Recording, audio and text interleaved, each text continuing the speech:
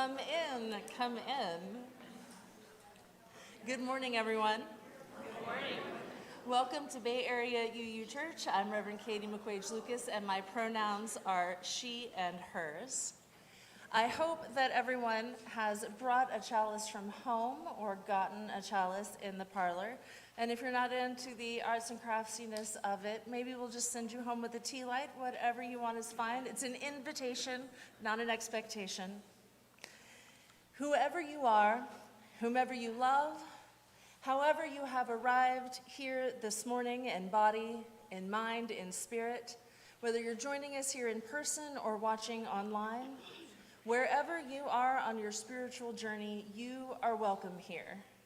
If this is your first time, you are welcome here, and we are glad that you are here. If this is your 500th time, you are welcome here, and we are glad that you are here. And we are glad that we are here together. My opening words this morning for us are from Reverend Marta Valentin.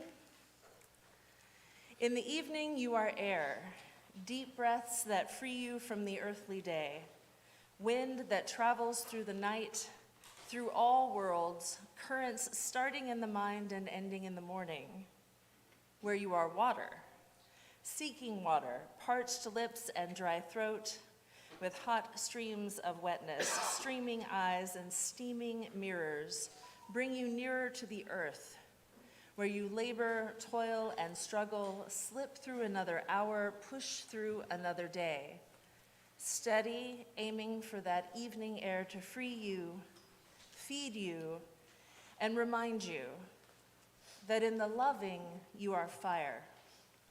Any love that it may be, you bring warmth, light, and healing to the day, the light of truth to the night, the warmth of trust, and in the dew, the healing touch, and to the love, the fire that is you brings hopes to hearts untrue and seeds the world anew.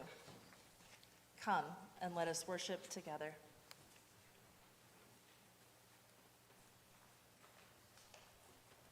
Good morning. I'm Jane Ebone, your worship associate, and today we're going to have Tom Zimmerman and Claire Zimmerman light the chalice.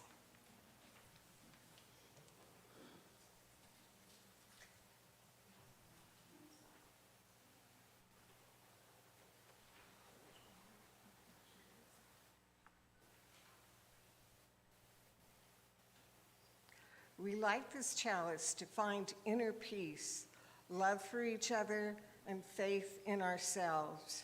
Also, to be welcoming to whomever we meet and kind to all living creatures. So gather around this light of hope as we share this time together.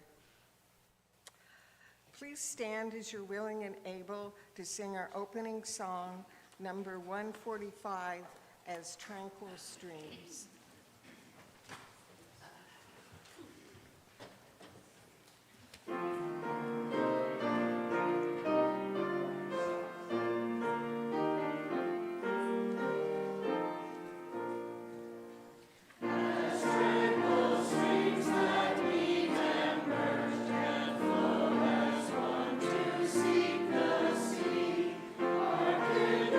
Hearts and minds unite to live.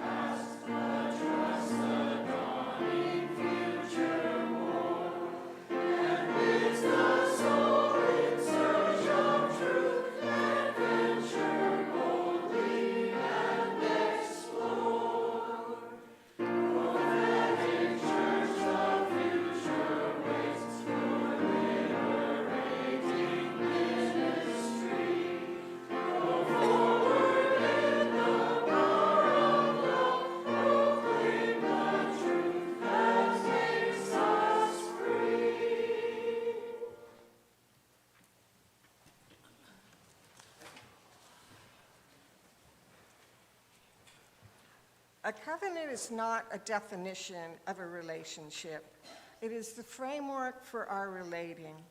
This calls for a level of trust, courage, and sacrifice that needs to be nurtured, renewed, and affirmed on a regular basis. Abiding in covenant is an art form, a mutual creation. Please join me in saying our covenant. Love is the doctrine of this church. The quest of truth is its sacrament, and service is its prayer. To dwell together in peace, to seek knowledge in freedom, to serve humanity in fellowship. Thus do we covenant with one another.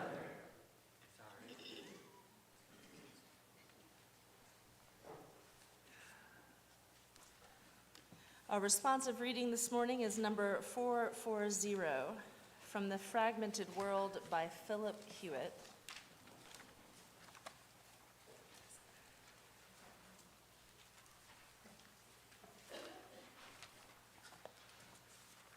Number 440. Please join in with me on the italicized text.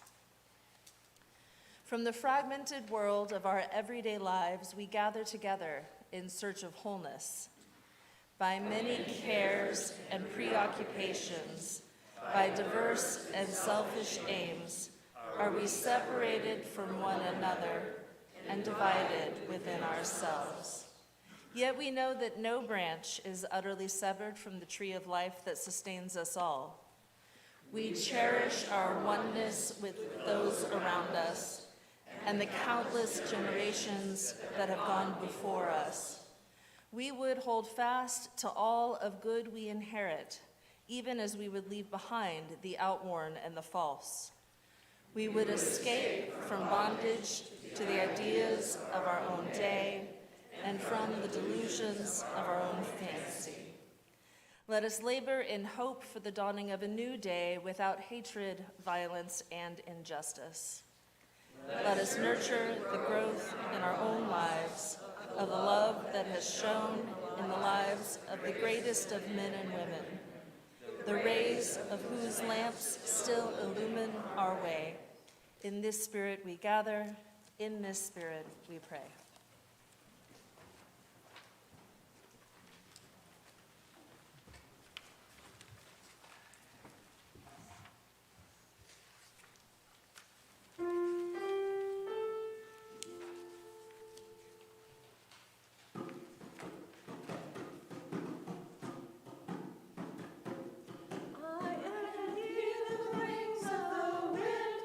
I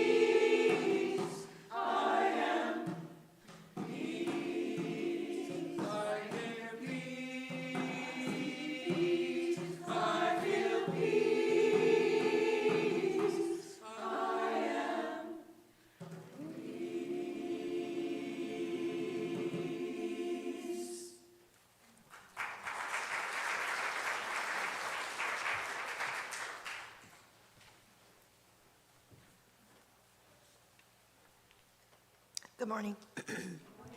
My name is Gloria Miller, and I am the Religious Education Director here at Bay Area Unitarian Universalist Church, and my pronouns are she, hers. Our time, or story for all ages today, is entitled A Lamp in Every Corner by Janine Grossmeyer. Many years ago, in the land of Transylvania, there was a village of small wooden houses with dark shingled roofs. The people in the village were of the Unitarian religion, and they wanted a church of their own. A church set on the hillside, they decided, looking down upon the village as a mother looks down upon her sleeping child. So all the people of the village labored long and hard to build themselves a church. The stonemasons hammered sharp chisels to cut great blocks of gray stone, and then they set the stones into the stout and sturdy walls.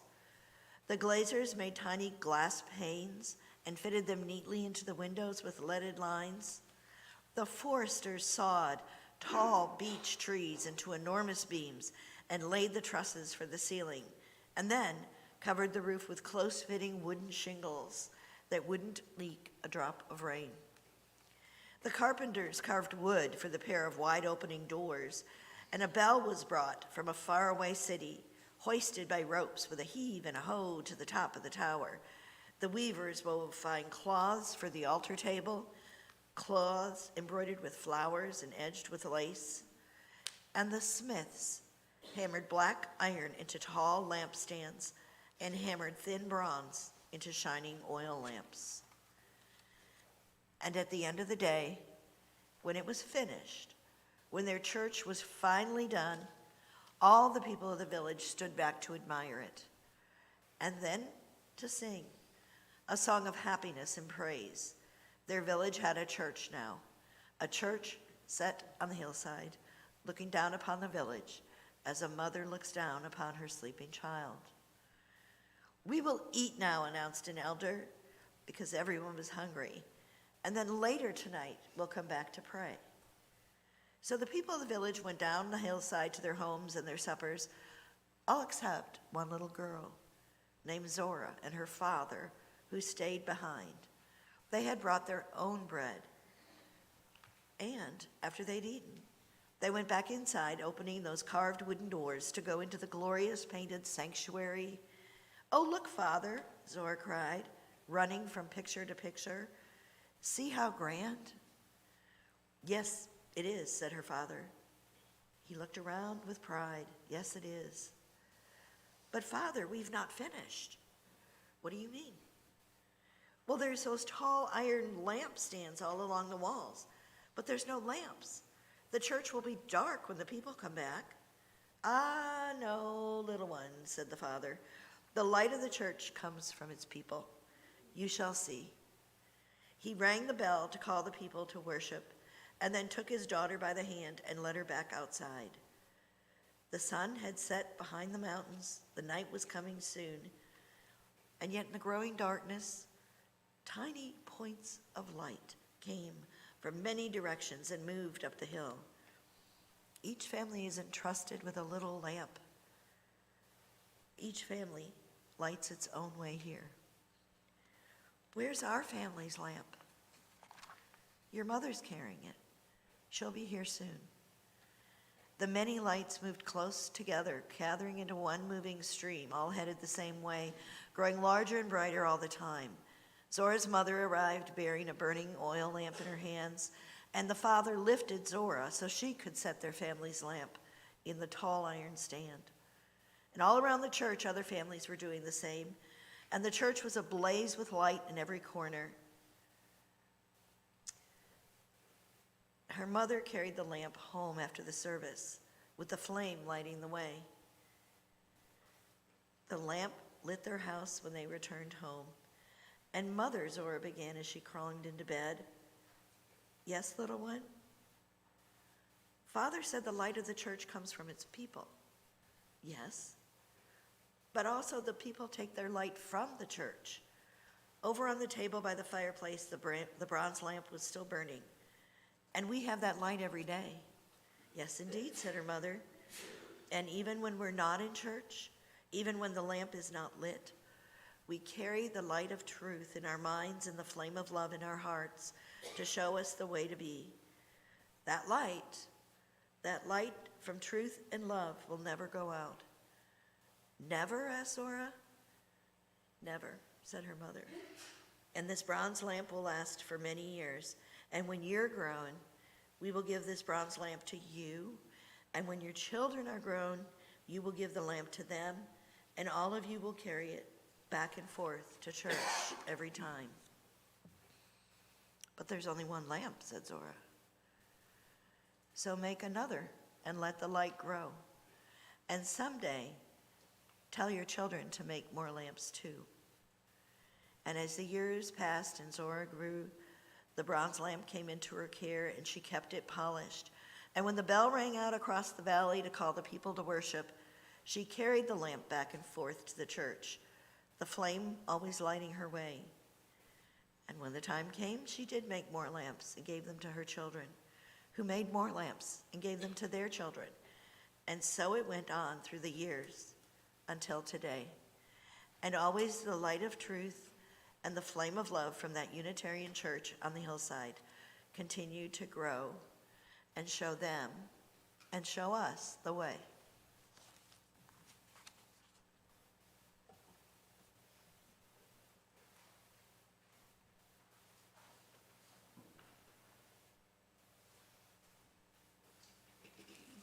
Occasionally I get that feeling that we could just be done. I don't need to preach. And usually that's music related, and I think today it was story related.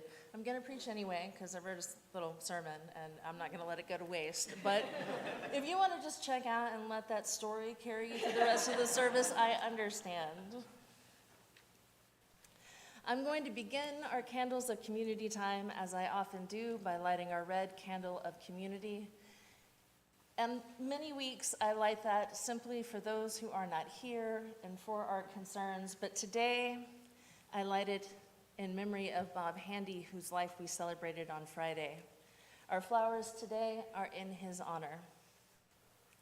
Our hearts are with his family and with everyone in this room who knew him and is grieving all in our own ways.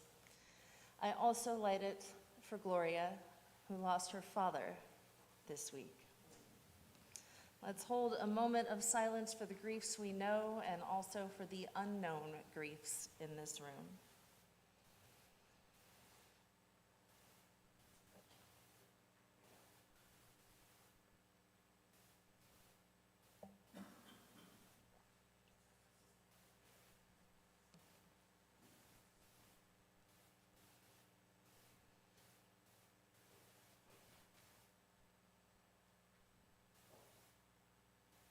May their memories be a blessing.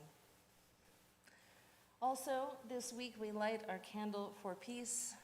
We light it as a reminder of our continued commitment to building a different world than the one we inherited, to remind ourselves to seek out ways to build that better world in our own corners of the globe and afar. And now we are going to light candles of our own, but we're doing it a little differently this week. For those of you who might be a little new, normally we have all of our tea lights up here for people to come and light candles for their joys and their sorrows, hopes, anxieties, whatever it is they bring week to week. We bring many things. This week, I have asked you to bring your chalices from home, and there are chalices in the parlor if you did not bring a chalice from home. And again, it's always an invitation. You don't have to do this if you don't want to, but I invite you and I encourage you to take those chalices and bring them forward to light and set upon our table. And if we begin to overflow the table, we have a backup table, and we're going to keep going until as many flames as possible are lit from the light of our chalice here, to remind us that we are not alone, to remind us when we are at home and we need a moment, a spark, that we can light our candles there and be connected to what we do here on Sunday morning. So I invite you to come forward now and bring whatever it is you need to bring to this table. hope or fear, joy or sorrow, bring it all.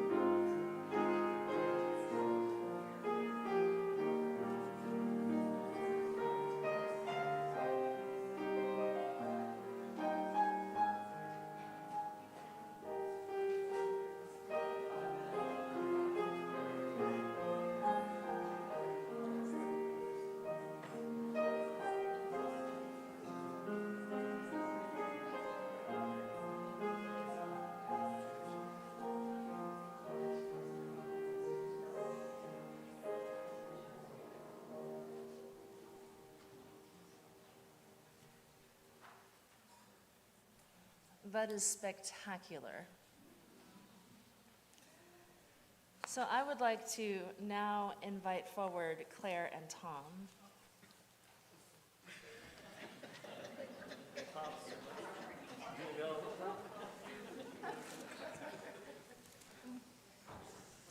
Why don't you come over here?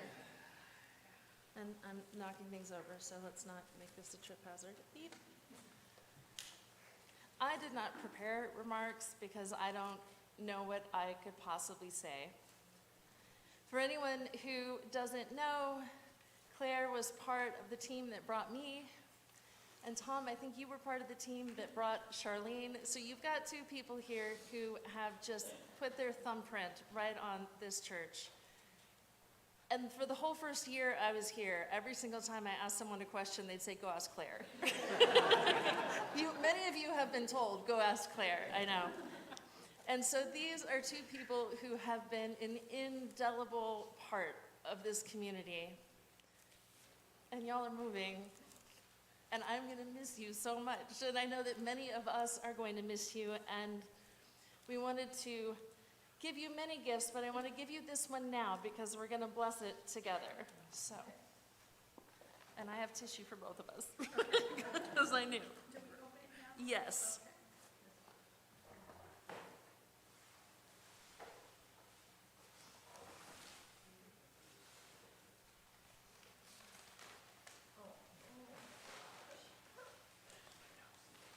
Just going to go ahead and pass this now.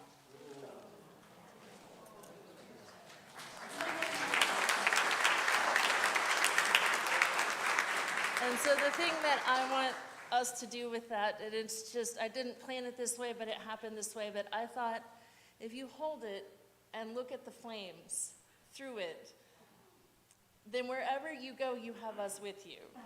You are carrying the light of our chalice, and I'm gonna miss you so much. You have been a blessing to us, and I know you're gonna go be a blessing to the UU Church there, but we will never forget, never.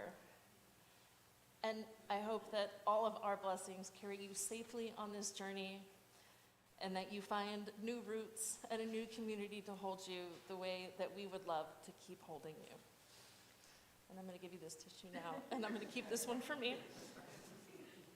And hugs, yes.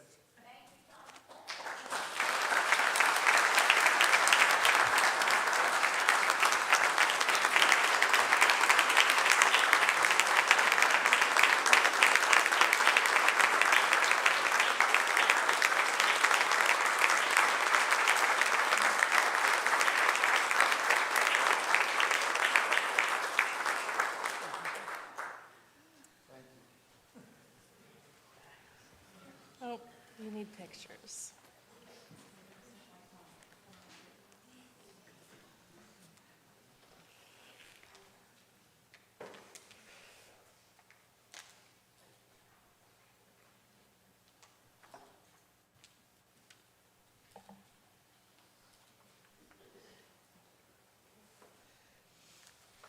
I think there may be nothing so perfect at church than this mixture of bitter and sweet, of love and care.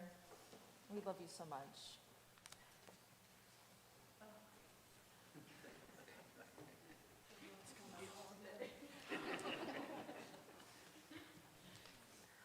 Today's reading is Creating Fire by Stephen M. Schick. Is the fire going out? Not in your belly, for you're still alive, but in your soul. That place where dreams fuel commitment, where longings shape action, where meaning flames purpose, where passion ignites and rekindles your life fire. If your soul smolders, dream on till you flame like a chalice of hope.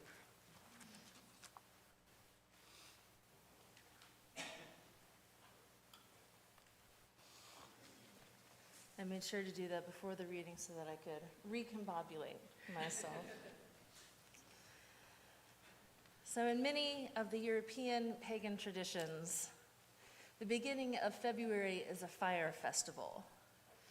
I know that it is particularly sacred to Brigid, the Celtic goddess, breed, variety, she has many names. Her domain is poetry, healing, and the forge, all places of transformation. Fire can be the spark of inspiration, it can be the warmth of healing and bodily care, and it can be the flame that forges ordinary metal into tools or weapons. Fire transforms. In Christian churches, this holiday became Candlemas, the Mass for the candles, when the church's candles would be blessed for the year. And in some places, people would bring their candles from home and bring those to the church to be blessed as well for their home use. This was the end of the Christmas season, which had lasted through January. And so it was also a moment of check-in, a moment to return to the ordinary and to regular life. How much stored food do we actually still have for the rest of the winter? Do we have enough stored feed for the animals? Do we have enough candles? Are our tools in good working order? Any day now, it would be time to return to the labor of life outside. Depending on the regional saints, there might be processions with torches and bonfires. We don't have those processions in our tradition. We do have our water communion for ingathering, and we have a flower communion in the spring or early summer. Why not a chalice communion? I know that I, in this moment, could use some of those gifts of the ancient goddess or saint. I could use inspiration, perhaps a little heart healing. I could perhaps be reshaped into something stronger in this moment. In this moment, I think those are things that I need. In these many weeks, we have seen how destructive fire can be. We've seen the flames raging through Southern California, and we've seen the bombs coming down on Gaza, Lebanon, and other places around the world. We have seen the destruction that is wrought by nature, and also the destruction wrought by the hands of human beings. We have witnessed fire without discernment or control. But fire can also purify and cleanse, burning to ash that which is no longer necessary, to return that ash into the ecological systems. Some amount of fire is necessary to the forest, and some amount of anger is necessary to us. It is right to be moved to anger by a world that is out of line with our values. When our anger arises out of love, it can be a righteous flame that burns in our hearts and transforms us and moves us. It inspires us. It may even have the power to heal us. But most importantly, it reshapes us. It has the power to forge us into something new, to make us stronger and more powerful than we were before. We don't live in a culture that trusts passion, particularly not when that passion is revealed as anger. There is not often room to express passion and anger in a way that works within our cultural norms. And this is especially true the farther one is from the cultural center. Those of us who are perceived as women are often labeled as hysterical. People of color are wary of being labeled as less than when they display passion, written off when they display anger, or worse, being seen with fear when they display anger. But in what other way could we possibly react to this past week? How else could we possibly feel when we see what lies before us? Outrage is the appropriate response. Our wounded hearts ache, and they also burn with righteous fury. And so this is a moment to figure out how we are going to be resilient, how we are going to be strong, because we are being challenged in this time. I fear that if we respond to this moment with an anger born of bitterness or despair, we will be in that place of destruction and sterility. But I do confirm, I affirm that our anger is right and it is true. And I think that if we can hold an anger that comes out of that place of love, we can use that force to inspire, heal, and transform. I think one of the greatest things our faith communities, UU and otherwise across this country can do is keep us grounded in that love. Not remove our outrage and anger. Not turn us towards acceptance, but keep us rooted in the heart of faith amid our emotions. Many of you know the story of our chalice, but it never hurts to be reminded, and some of you may not know. World War II, a time of danger and persecution, and the Unitarians formed the Unitarian Service Committee and sent people overseas to help refugees in Lisbon with their paperwork because they had left it behind, many of them, in their fleeing, in their flight. And the service committee wanted a symbol. Some of it would just be a logo for paperwork. Some of it was a symbol they could put on a wall somewhere. And Hans Deutsch was an Austrian artist who had fled his own country. And he created the flaming chalice with thoughts of sacrifice and love in his mind. It was a symbol of hope and safety to those in need, and a symbol of the dream of freedom somewhere else if they could but follow the light. And so for those of us on this side of the chalice, it became a symbol of commitment, of the steady flame of willpower and strength that keeps us going, working when it feels like we are moving against the tides. We don't actually know for certain how it arrived at our sanctuaries, but as near as we can tell, it was through the children. When the children were told the story in their classrooms, they would often make chalices, much like the ones we have made from pots. And so in youth services and children's services, they would bring chalices and light them in the sanctuary. I think the first documented instance we have of a church service beginning with the lighting of the chalice was a Christmas Eve service led by Unitarian Universalist youth. The chalice is our container. It is the thing that can hold our flame so that it serves us. We cannot allow the fires within us to burn recklessly, and we need them to keep our spirits strong. This gathered collection of our hopes and our dreams, this gathered collection of chalices, I will invite you during our final hymn to come forward and take them back home with you. Take them back to your seats still lit. We will extinguish them together when the time comes. And I hope that they will be containers for you in the days ahead. I hope that they will be something that you can light when you need inspiration or healing or hope. Let us now take a moment to meditate on that flame and on the flame within our hearts. Let us begin by noticing where we are. Notice your body in your seat. You don't have to close your eyes. It might be lovely to gaze upon the flame, but you can close your eyes if that helps you find that place within you. Earth was formed in fire. The core of the earth still burns, molten and rich in iron. Our blood, warm and rich in iron, is pumping through our bodies, enlivening them and keeping them warm with its heat. Fire burning in our chalices, large and small.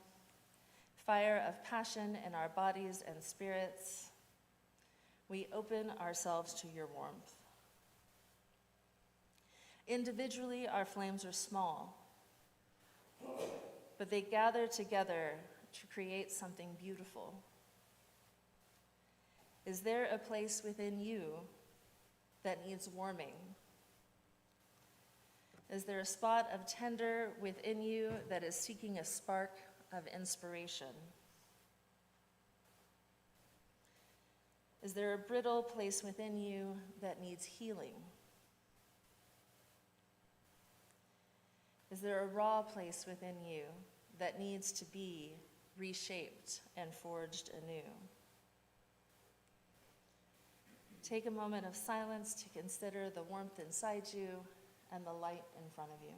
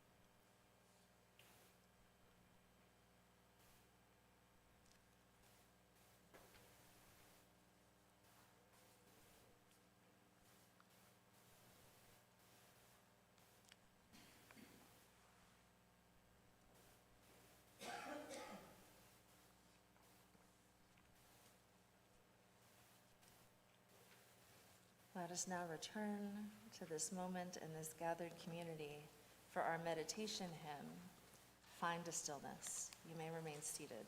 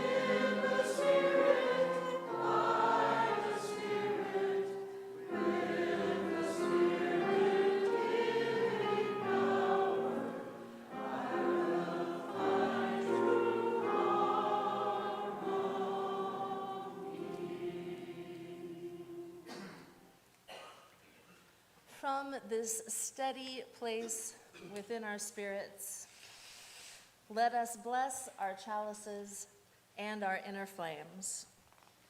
May the faith of our flame of our faith warm our spirits. May it be the warmth that eases brittle hearts in hard times, the spark of inspiration when we lack vision, the passion that motivates us when we are adrift, the light of hope when we are lost. May our spirits grow and shine together, offering this warmth to all we meet. May the sacred flame of this place go home with us, in our hearts, in our spirits, and in our chalices, so that we might shine brightly all day and every day, being bearers of warmth and of hope to those in need. May we be reminded every time we light a flame that we are not alone. May we remember always that we are a great and vast community of love and of hope, with warmth to offer one another, always.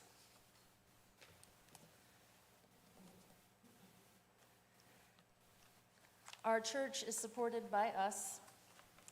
It is we who built it. Just as in the story, it is we who carry the flame in and carry it out again.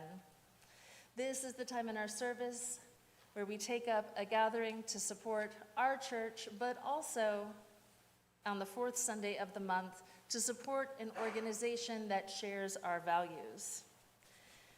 The offering this month is going to be shared with Lilith Fund, which is our local affiliate of the National Abortion Network that funds reproductive care for those in need of it. Please give as generously as you are able, knowing again that half of what you give today will go to Lilith Fund and half will support this community.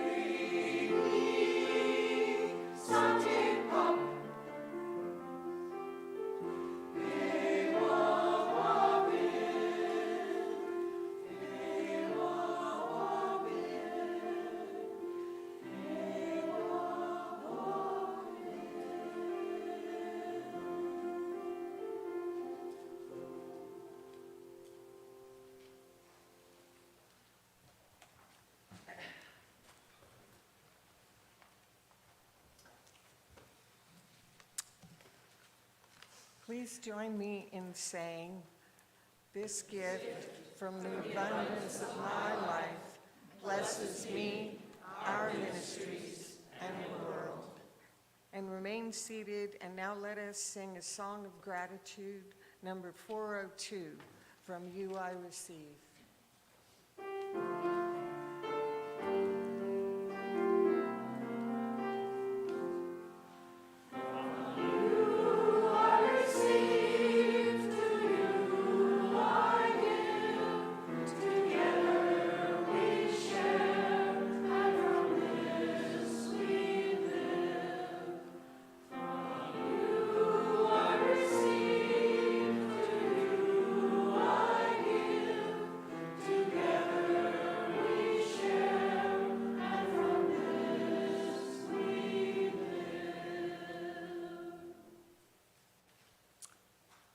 And now it's time for announcements.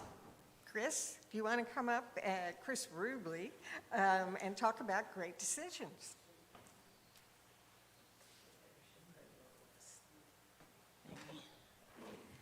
So the kickoff for the 2025 program of Great Decisions, it's a World Issues Discussion Group, begins on Tuesday, February 4th, with a speaker from Rice University on our first topic, American Foreign Policy at a Crossroads. During the 8-week program, we will have speakers on several of the topics in the briefing book, You can attend discussion classes on Thursdays at either 2 or 7 p.m., beginning on February 6th, and continuing once a week for 8 weeks. To receive a briefing book and sign up for one of the 2 times offered, please register on January 30th between 3 and 6 p.m. in the parlor outside of the sanctuary. If you can't make the sign up, please contact me, Chris Rubley, via my contact information in the church directory after service. Great Decisions was near and dear to Bob Handy's heart, so in honor of him, we will continue to offer this program at the church. So if you find the current situation in the U.S. Frustrating and unexplainable like I do, come join us, because even though the topics in Great Decisions are complicated, they make way more sense than what's going on here today. So please sign up for the class. Thank you.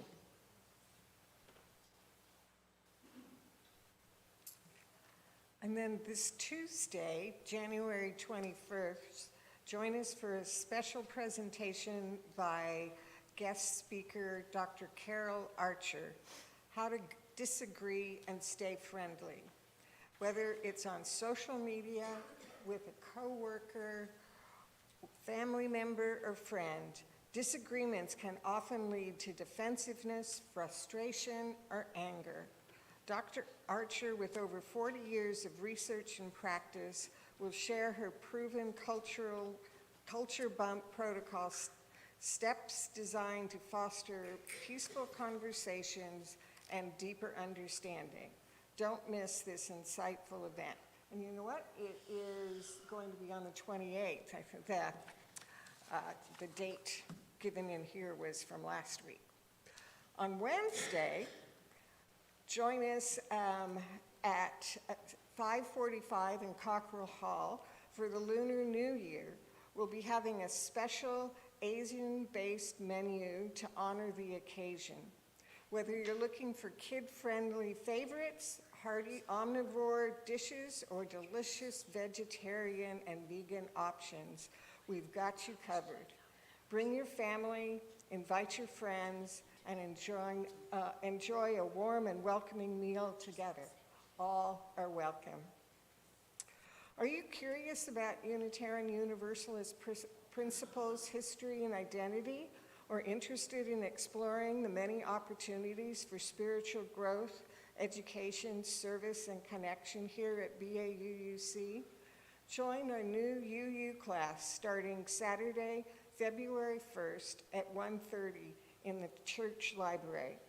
This 5-week class is open to all. Sign up today using the QR code on the screen.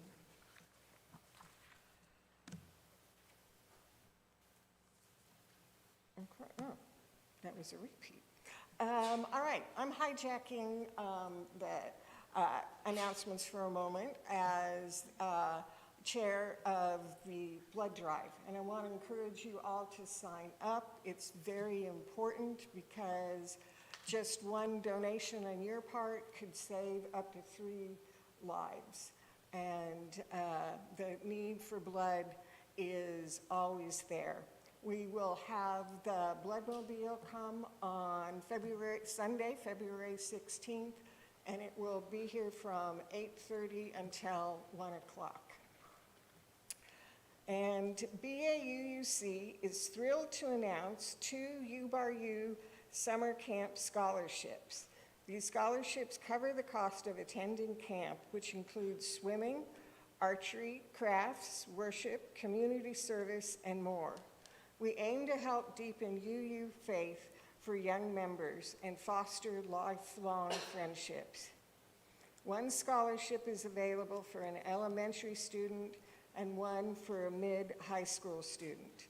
Apply by February 16th for a BAUUC scholarship.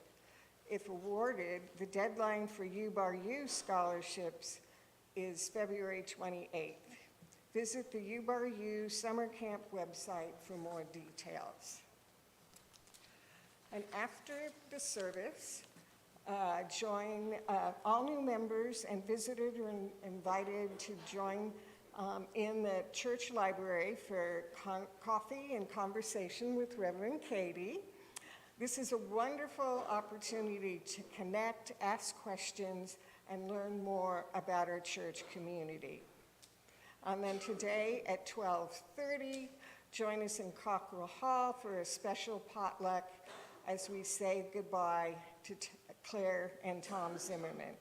We'll be sending them off with love, warm wishes, and heartfelt goodbyes as they prepare for their move to North Carolina. If you didn't bring a dish, no problem. There's plenty of food to share. Whether you know Tom and Claire personally or not, come enjoy an afternoon of laughter, fellowship, and celebration as we honor this exciting new chapter in their lives. It's a busy day today. At 2 o'clock today, BAUUC is hosting a monthly gathering of Clear Lake small group meeting of PFLAG in the sanctuary. These meetings are held on the fourth Sunday of each month and provide support, education, and advocacy for LGBTQ plus individuals and their families. Join us in fostering understanding and building loving, united family bonds. And finally, stay connected with everything happening at BAUUC by subscribing to our weekly newsletter. It's delivered every Tuesday, packed with news, events, and updates about our community. Use the QR code on the screen or visit BAUUC.org to sign up today. And I want you to stand as you're willing and able for our closing song. And please remember to come up and get your chalice to take home. Our closing song is number 1028, The Fire of Commitment.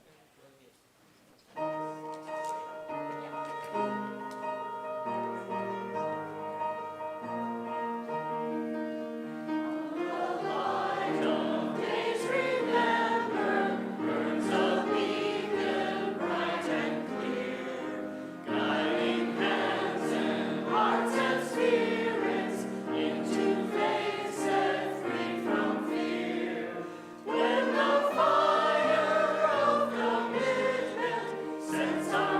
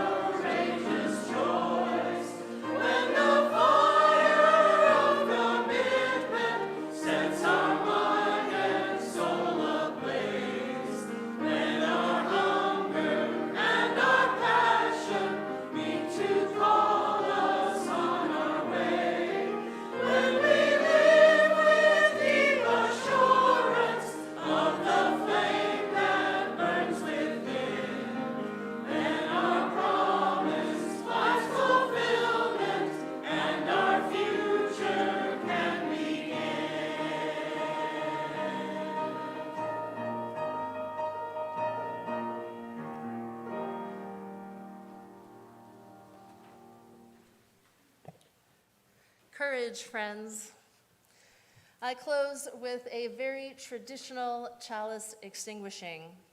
We extinguish this flame, but not the light of truth, the warmth of community, or the fire of commitment. These we carry in our hearts until we are together again. Our worship is over, our service begins. Go in peace, friends.